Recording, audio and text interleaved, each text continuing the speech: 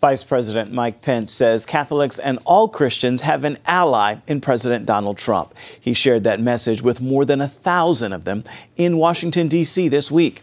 CBN's Jenna Browder is on this story. This is my song. It's a tradition that attracts Catholics from across the globe. For the sake of his sorrowful passion. This year's headliner at the National Catholic Prayer Breakfast, Vice President Mike Pence. My mom would be so proud. In his remarks, Pence started with the news of the day and recent terrorist attacks in the United Kingdom and Australia. They have our prayers. They have our unwavering resolve. As the President said 2 nights ago, this bloodshed must end.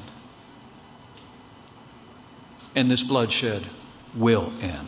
He then got into his own personal faith and made clear the commitment this administration has to all believers. American Catholics have an ally in President Donald Trump.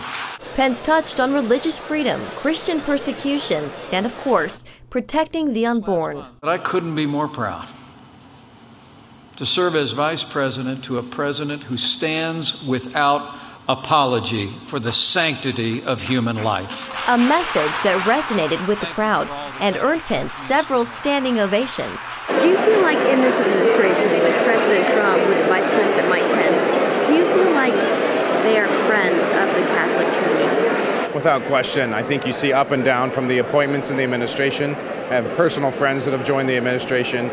And by their accounts, and certainly the public policies that this administration is advancing, I think it's very clear you have a very different and a very supportive administration toward some of the priorities of the Catholic Church. Brian Birch with CatholicVote.org says the feeling here is similar to 10 years ago when President George W. Bush spoke.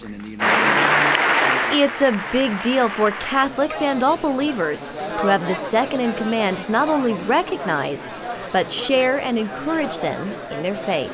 And at this moment, I urge you to continue to stand up, to speak out, to continue to be that voice for the voiceless that the church has been throughout its history.